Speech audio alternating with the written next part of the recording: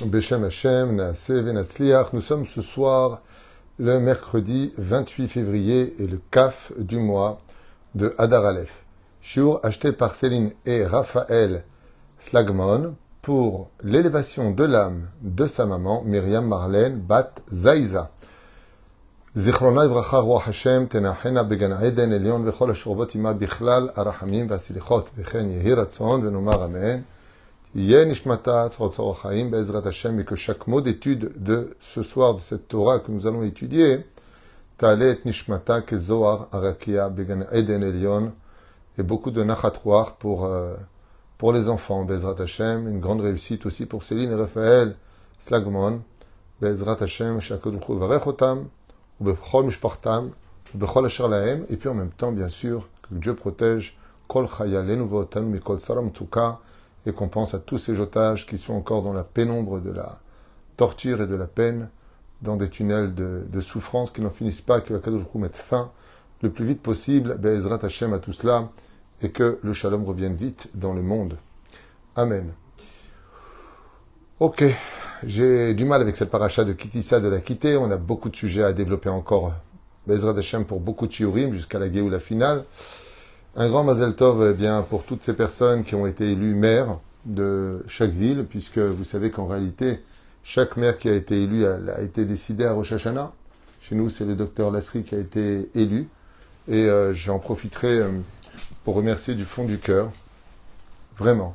Toutes les personnes qui, à Ashdod, m'ont suivi, qui m'ont fait confiance, qui ont voté comme je leur ai demandé. Les résultats sont là. Donc, Toda Rabba à vous tous. Je sais qu'il y en a qui n'ont pas fait qui l'ont pas fait, mais chacun fait ce qu'il veut. C'est la démocratie. Et comme on dit, chacun voit midi à sa porte. Et puis, il y en a à qui je plais pas non plus, donc je le respecte aussi. En tout cas, moi, je m'adresse à ceux qui me font confiance et qui, jusqu'à aujourd'hui, Baruch Hashem, se sont élevés aussi bien spirituellement que matériellement, Be'ezrat Hashem Yitbarach. En tout cas, je l'espère et je prie pour cela. Une grande question que nous allons étudier ce soir, après vous avoir remercié du fond du cœur pour cette journée passée dans les élections pour 5 ans d'avenir. Qu'est-ce qui a vraiment provoqué la faute du veau d'or? C'est une question que nous allons voir ensemble et vous allez voir que la réponse est tellement d'actualité que quelque part on perpétue encore cette faute. Et c'est pour cela que nous continuons à la payer de génération en génération. Il existe effectivement une arme terrible qui marche.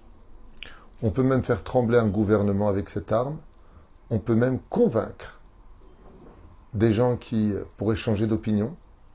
C'est une arme qui est très puissante, qui fait peur et qui déstabilise souvent les personnes qui étaient très équilibrées, au point de les laisser choquer ou de se remettre en question alors qu'ils devaient rester sur leur position.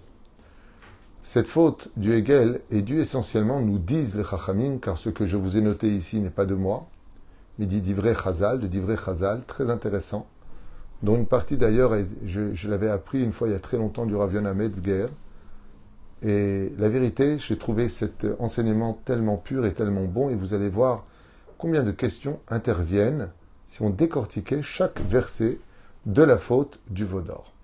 Alors regardez bien dans la paracha de Kitissa, il y a marqué là-bas que les enfants d'Israël ont vécu, comme vous le savez au préalable, la paracha de Shemot, l'arrêt de l'esclavage, le dévoilement de Moshe en tant que Messie, et puis voilà que les 10 plaies dans la paracha de Vaïra et dans la paracha de Bo explosent l'Égypte, libèrent les enfants d'Israël, quittent l'Égypte dans la paracha de Béchala pour se retrouver le 7e jour devant la mer Rouge. La mer s'ouvre devant eux, ils voient Dieu, ils chantent en l'honneur de Dieu, ils comprennent l'importance de l'élévation spirituelle, ils arrivent de l'autre côté, ne cessent de se plaindre, toujours poussés par les mêmes investigateurs de la débilité humaine, on peut appeler ça comme ça aussi, vous verrez pourquoi dans la suite du cours. Et puis, voilà que le puits de Myriam donne de l'eau en plein désert, en abondance, et puis la manne, et puis le don de la Torah, qui est explosif.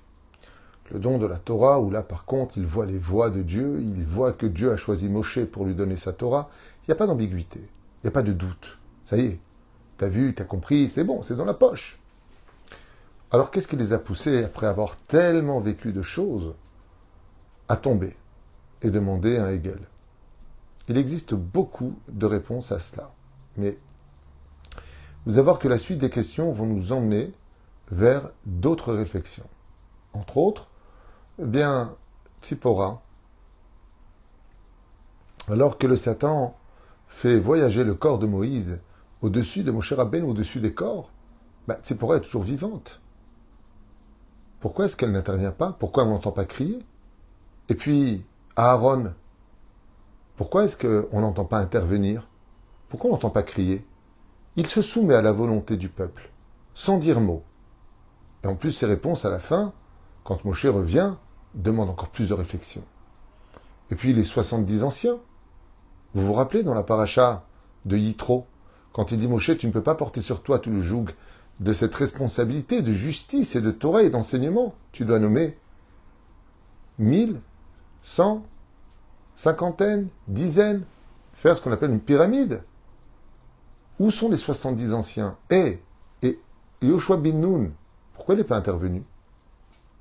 Plus que ça encore. On constatera que dès le retour de Moshe Rabbeinu parmi les enfants d'Israël, les Lévi'im sortiront les glaives de leurs fourreaux, descendront parmi le peuple, qui sera resté en bas, sous un conseil de Moshe qui dit « Milachem Elai » qui est pour Dieu vient vers moi, et il y en a qui restent en bas. Et parmi ceux qui restent en bas, seuls ceux qui avaient les lèvres empreintes d'or, parce qu'ils avaient embrassé le veau d'or, seront mis à mort au nombre de 3000 hommes, qui périront sous les glaives des Lévi'im. Des frères qui tueront leurs propres frères, comme c'est marqué dans la Torah. Ishetachiv, et Krovo, et celui qui est proche de sa famille, sans tenir compte qu'un juif tue un juif. Il y a des moments où dans la Torah, dans cette paracha, Moshe ordonne que des juifs tuent d'autres juifs. C'est impensable. Mais ok. Combien même? Pourquoi ils ne l'ont pas fait avant? Pourquoi ils n'ont pas sorti les épées en disant vous êtes fous, quoi? Vous allez faire de la vodazara, vous allez faire de l'idolâtrie, vous voulez remplacer Moshe. Mais Moshe nous a donné sa parole, le Rav il a parlé. Il parle pas pour rien dire. Ouais, mais c'est un humain, comme tout le monde dira, patati patata, t'es gentil, toi. Voilà, on voit qu'il est mort. Alors qu'est-ce qu'on va devenir? On est dans le désert, maintenant il nous faut un guide. Et puis en plus, il dit, voici les dieux qui t'ont fait sortir du pays d'Égypte. Quel dieu? De quoi tu parles? Alors écoutez bien la suite. Le Kadosh Baruch Hu, non seulement on ne voit pas qui ont dit, mais où est Moshe, ou ils n'ont rien dit. Ok? Après il y a marqué, Lech Red, Ki Shichet Amecha, Asher Eleta, Meret Misraim Vechuli. Dieu dit à Moshe, descends, car ton peuple que tu as fait monter du pays d'Égypte, a fait fauter les enfants d'Israël. Rashi intervient et il dit, Shichet Am, qui est ce peuple dont on parle? Lo Nehemar Amecha, Ela Amecha. On ne dit pas le peuple, on dit ton peuple. Chez où Erev Rav, comme l'enseigne Rashi, regardez sur place, chapitre 32, verset 7. Et ce sont eux, donc qu'est-ce que nous dit Akadosh Baruch Hu? Que c'est le Erev Rav que Moshe Rabbeinu lui-même a converti plus ou moins au judaïsme pour suivre la Shechina dans le désert pour ramasser toutes les nitzotzot et ne plus avoir besoin de revenir en Égypte. Ce sont eux qui sont les investigateurs du veau d'or et non pas les enfants d'Israël à proprement dit. Ok. Et là, il dit, mais nous, les Hébreux, comment dans ce cas-là? Si on dit que ce sont les Erev Rav qui ont fait le veau d'or, comment avons-nous pu les suivre? Parce qu'on les a suivis, la preuve en est, tuer même vos proches, à qui il parle aux Lévi'im, donc il parle des tribus. Donc oui, les tribus ont participé. Alors, j'avais posé une fois, il y a très très longtemps, il y a 30 ans en arrière, même plus que ça, 35 ans, la question arabe, j'ai dit, mais si les Erev Rav ont fait le veau d'or, alors pourquoi nous on paye? Il dit parce qu'on avait la responsabilité d'eux. Et étant donné qu'on était responsable d'eux, c'est toujours le responsable qui paye pour celui qui a fait la bêtise. Réponse mignonne, mais je préfère la mienne ici. Mais les Hébreux, donc comment est-ce qu'ils ont pu les suivre? Et c'est même les Lévi'im. Pourquoi est-ce que, ne participant pas à la faute, ne se sont-ils pas révoltés? Pourquoi ils n'ont pas essayé de les convaincre, comme ça se passe pour les élections, mais ça de convaincre les gens, de leur dire, faites attention, arrêtez de croire tout ce qu'on vous promet. Stop! Essayez de vous attacher à des gens qui ont la crainte du ciel, qui sont transparents et qui travaillent pour Dieu. La Torah vient nous montrer ici une force incroyable, celle de l'illusion non pas des yeux, mais celle de l'illusion des oreilles. Ça s'appelle ta'amula, une propagande. On avait fait un cours qui s'appelle La Rumeur. Et là, j'ai trouvé cette explication tellement, mais tellement importante, tellement vraie. Ils ont fait une propagande, manifestation, en hurlant, en renversant tout, tellement nombreux. Boycotter, boycotter. On ferme tout. Une telle masse de manifestations s'est créée pour faire le veau d'or que les gens qui savaient qu'il ne fallait pas le faire, ils ont dit, mais quoi, ils ne sont pas tous fous quand même. Ils ne peuvent pas manifester en Allemagne, aux États-Unis, au Japon, en Chine, en Hongrie, en Allemagne, en Belgique, en Suisse, en France. Ils ne peuvent pas manifester partout. Ils sont tous fous. C'est la propagande. La propagande, comme ça c'est marqué à propos de pourquoi ils sont restés bouche bée. Pourquoi vous n'êtes pas intervenus? Parce qu'ils ont vu une telle haine, telle violence verbale. Ouais, il y en a marre. Révolution, tellement nombreuse, que même les gardiens de la paix, les gardiens de la Torah, ils se sont tenus et ils se sont mis de côté. À un tel point que Chour, lui qui a été juge en Israël, il leur a dit, mais vous êtes fous. Ils l'ont dit, tais-toi, et ils l'ont tué. Oui, ils l'ont tué. Ils ont tué Chour. Vous savez, celui qui tenait les bras de Moshe dans la paracha de Béchalar pour qu'on gagne la guerre contre Amalek. Celui à qui ils doivent leur vie, ils l'ont tué. Parce que tu faisais partie du gouvernement. Et c'est comme ça qu'on fait aujourd'hui. Quand tu fais pression au sein du gouvernement, manifestation, courrier, patati, patata, tu veux bloquer, tu veux faire. Tu lances une propagande où tu emmènes tellement de monde, tellement de bruit, tellement de conviction que tu as raison, que même ceux qui sont encore normaux, ils se mettent de côté et ils disent, bon, ok, plus rien à dire. Et ça, la Torah vient nous apprendre que ces gens-là qui font ces propagandes le payent toujours très cher après. Très cher. Ils partiront la tête en bas. Et c'est Moshe qui va prier pour eux. Parmi eux, il y avait 3000 hommes qui étaient restés fiers. Jusqu'à la mort, ils ont dit, vous êtes morts. Et au Gehinam. El Malas. Les grandes bouches finissent toujours par être enterrées par leur sale bouche. Les éperouches d'abord. Mashiach misé, écoutez bien ce texte incroyable. La Torah vient nous montrer la force incroyable de la propagande. Faire du bruit en grand nombre et manifester en criant fortement, scandale aux oreilles de tous, au point de déstabiliser les raisonnements et de faire taire l'opinion des gens raisonnables face à une objectivité prouvée. On ne les écoute plus. Au point que Tzipora, la femme de Moïse, de Moshe Rabbeinu, Aaron, Yehoshua, 70 Ékénim, toute la tribu de Lévi, qui voyait cette masse révoltée, réussir à mettre le doute dans la vérité et faire jaillir le mensonge comme une pure vérité, avec une telle conviction qu'ils n'avaient même plus le droit d'intervenir et de s'opposer sous peine de représailles, comme ils l'ont vu avec Chour, qui a été froidement assassiné. Mais il y a une suite. Vous voyez comme quoi c'est tellement d'actualité ce qu'on voit dans le monde, avec ces manifestations, avec toute cette incroyable, et pour n'importe quelle cause, ceci étant, hein, c'est fou. Il suffit de bloquer, d'arrêter, scandale, faire parler les télévisions, Bon, enfin bon, si t'as raison, t'as raison. Mazem Echane, que vous soyez 1 milliard à manifester, s'il y a 1 milliard d'abrutis, parce que c'est notre faute à nous. Un jour, quelqu'un m'a dit, ouais, mais je suis pas chômeur Shabbat parce qu'il y a plus de juifs qui sont pas chômeurs Shabbat que de juifs qui sont chômeurs Shabbat. Je lui dis, Nachon, tu as raison.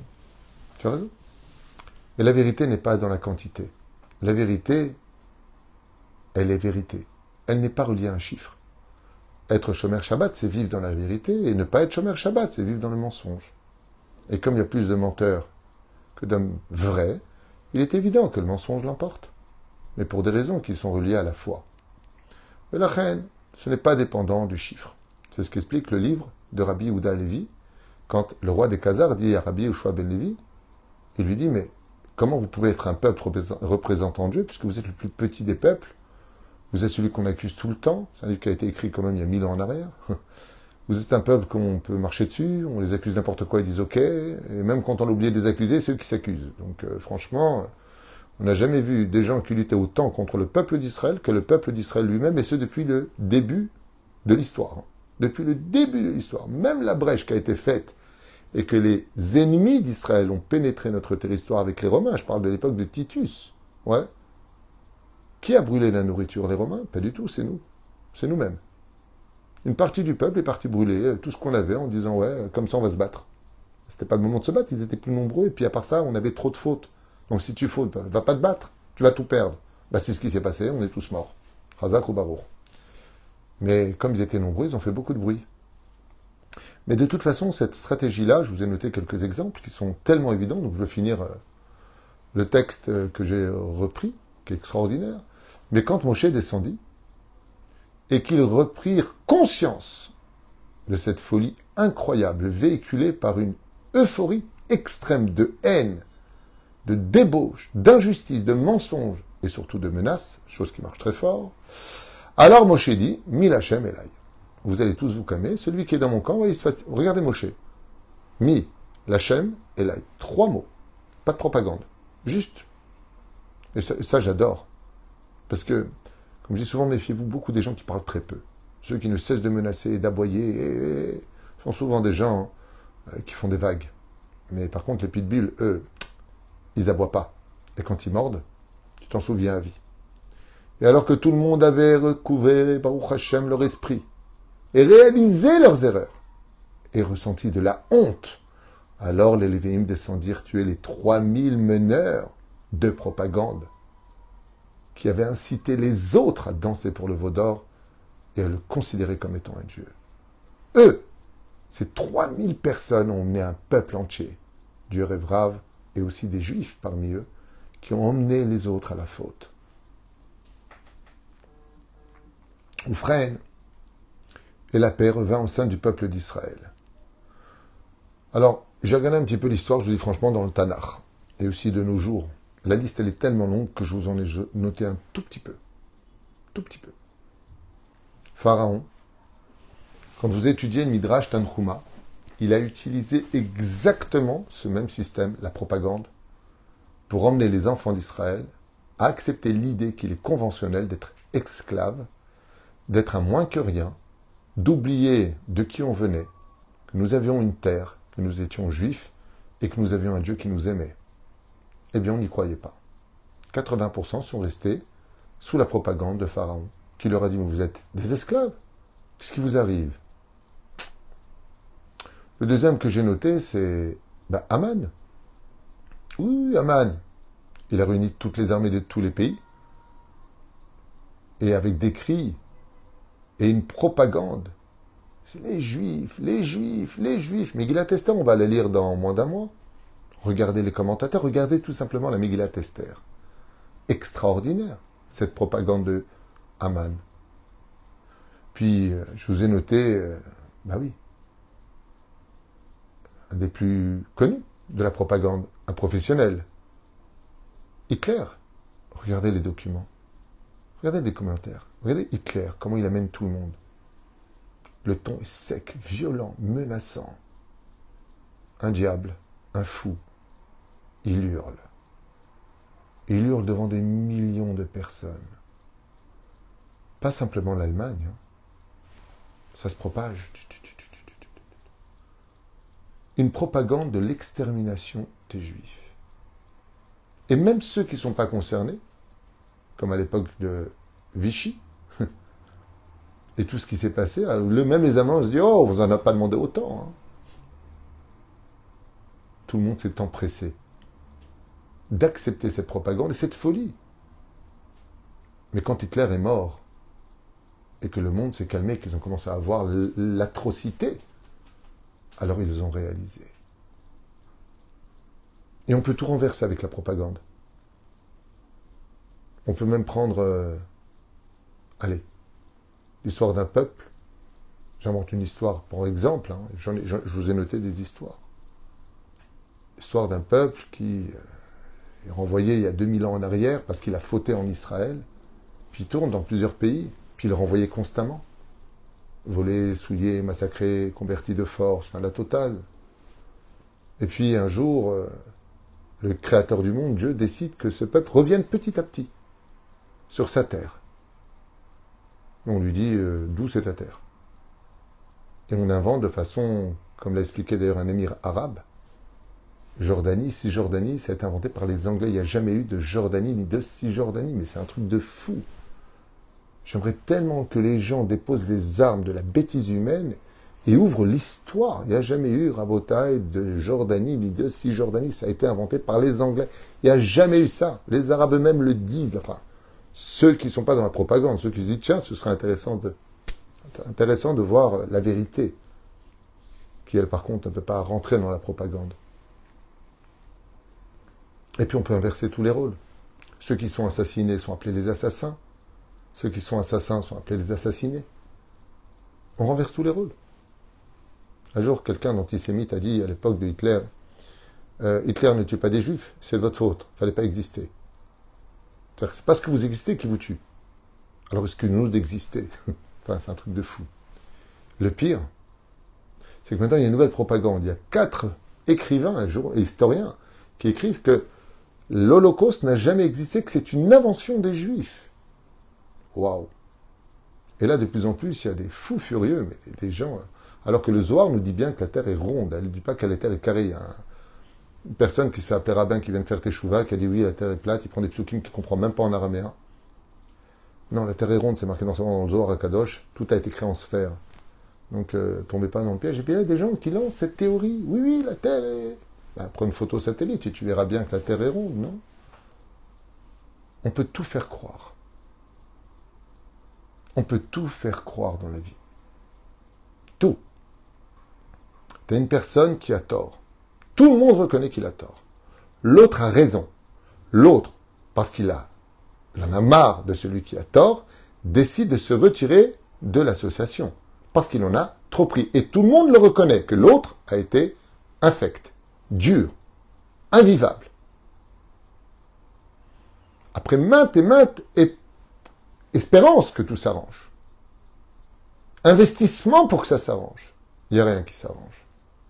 L'autre, qui a raison, décide de se retirer, il n'en peut plus. On va lui dire, t'es trop dur. Tu vois, il veut arranger. Il ne veut rien arranger du tout. C'est juste une limite rouge qui a été, on ne peut plus dépasser. Je suis à bout, je me retire. Je ne suis pas obligé de subir les déboires d'une personne qui est trop dure à vivre. Alors après, il fait ce qu'il veut.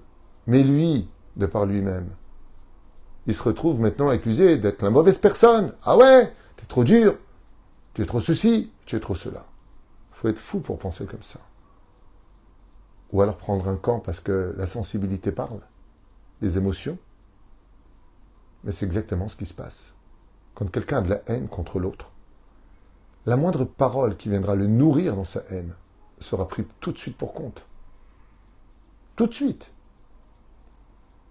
Quand tu n'aimes pas quelqu'un, vous n'allez pas me croire. Je vous donne un petit exemple stupide de ma part, entre parenthèses. Toi, tu n'aimes pas cette personne-là. Et tu as un terroriste qui te donne des informations sur des chiffres erronés inventés par lui-même sur cette personne-là. Ben, si tu l'aimes pas, tu vas dire, ben, le terroriste, il a raison. Depuis quand un terroriste, il a raison? Depuis quand? On peut lui faire confiance. Parce que sa devise principale, c'est l'arnaque des médias et le mensonge en puissance. Qu'est-ce que ça marche? C'est comme ça qu'a démarré l'histoire de l'humanité avec Nimrod, dans toute la Torah. Nimrod, il a emmené toute l'humanité à lutter contre Dieu. Incroyable! Incroyable! Comment tu peux penser lutter contre Dieu? Et le bruit, on va faire une grande tour, tout, faire le scandale. Allez-y!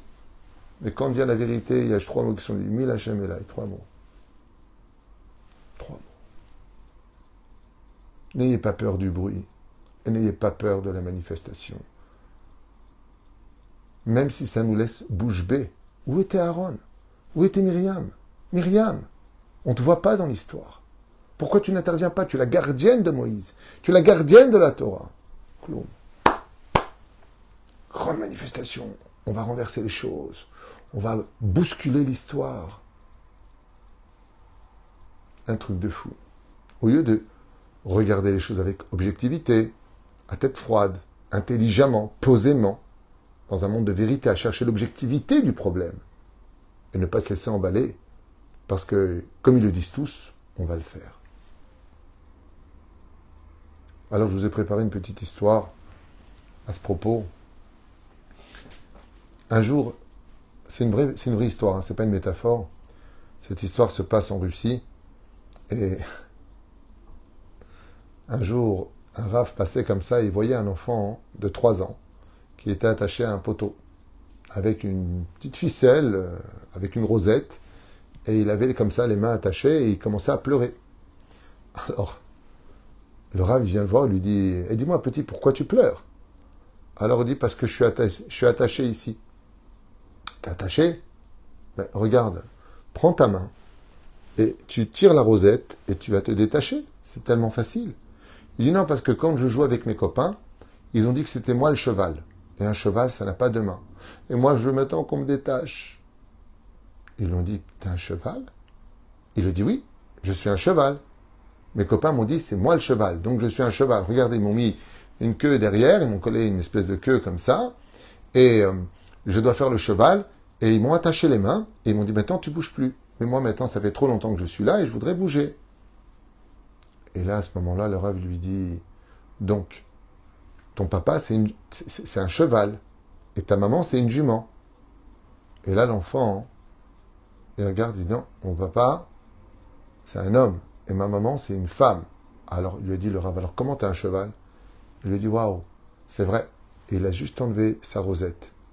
Il a réalisé, cet enfant, que c'était pas un cheval. Mais ses amis l'ont tellement rentré que c'était un animal. Un cheval qui s'était mis en tête qu'un cheval n'ayant pas de main, il ne pouvait pas se libérer. Parce qu'on fait n'importe quoi. Comme exactement ceux qui ont créé les réseaux sociaux, j'ai vu cette vidéo. On dit, on demande pardon à l'humanité parce qu'on s'est rendu compte qu'on pouvait faire d'eux ce que l'on voulait. On leur rentre des propagandes dans la tête, des informations, des idées déjà préconçues. Et tout le monde suit comme des bœufs. Ah, des bœufs, des bœufs, des bœufs, des bœufs. C'est ça le veau d'or d'aujourd'hui. C'est de ça dont on parle. Tout le monde est impudique. Tu peux coucher avec tout le monde. Tu peux tromper. Tu peux voler. T'arnaques. Ce qui compte, c'est pas de se faire arrêter. C'est ce que disent les gens. Et les gens, ils y vont. Bah, tout le monde divorce, on divorce. S'il n'y a plus rien à faire, plus rien à faire. Quelle propagande. Quel scandale. Quel bruit. Et un mec, je vous raconte pas ma mâche de bobard, ici à Ashdod. On boit un café ensemble le matin après le cours. Il me dit, Rav, il faut que je vous dise quelque chose. Je dis, qu'est-ce qu'il y a? Il me dit, je sais pas ce qui se passe avec ma femme, on se dispute pas depuis une semaine. Je lui ai dit, et alors? Il me dit, je sais pas, c'est pas normal. Allez, je finis encore une petite dernière histoire, parce qu'il y a un cours après encore à faire. Pour André Fouachlema. Cette histoire, elle est connue. Elle est tellement forte. Je crois qu'elle se passe en Allemagne, dans un cirque. Et un enfant qui tenait la main de son père voit un éléphant très haut de taille, jusqu'à 4 mètres de hauteur, puissant et imposant, un éléphant d'Afrique, avec de grandes oreilles comme ça. Et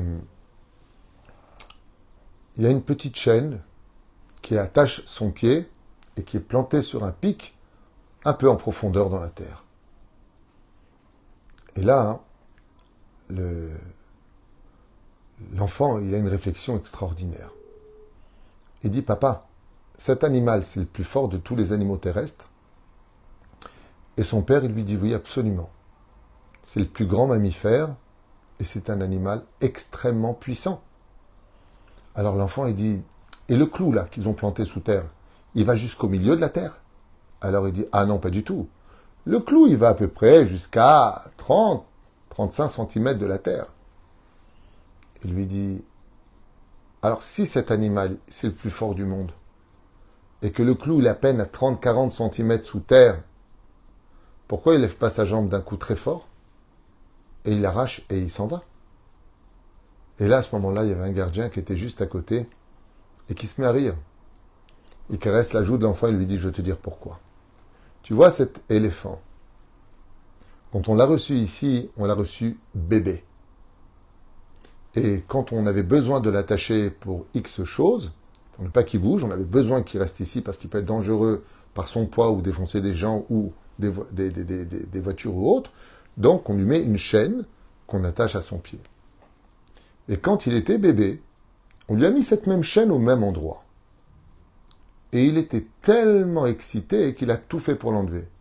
Mais il n'avait ni la force, ni le poids, ni la technique pour l'enlever. Alors il a essayé, il a réessayé, il a réessayé. Et ça fait déjà des années qu'il n'essaie plus. Alors que s'il faisait un tout petit effort, ridicule comme tu l'as très bien dit, fiston, il enlèverait très rapidement cette chaîne, il déracinerait le clou et il pourrait aller où il veut. Seulement il a fait un bug psychologique, un bug psychique. Je peux pas. Parce qu'on lui a fait croire depuis qu'il est petit qu'il ne pouvait pas. Alors jusqu'à aujourd'hui, il est persuadé qu'il ne peut pas changer, qu'il ne peut pas s'améliorer et retrouver sa liberté. Voilà ce que je voulais partager avec vous. L'histoire de la faute du veau d'or, ce n'est pas qu'une symbolique qui n'appartient qu'à Israël. Cette fabrication qui est sortie d'elle-même, c'est marqué dans le texte qu'on n'a pas fabriqué le veau d'or. Il est sorti de lui-même. Et vous savez pourquoi?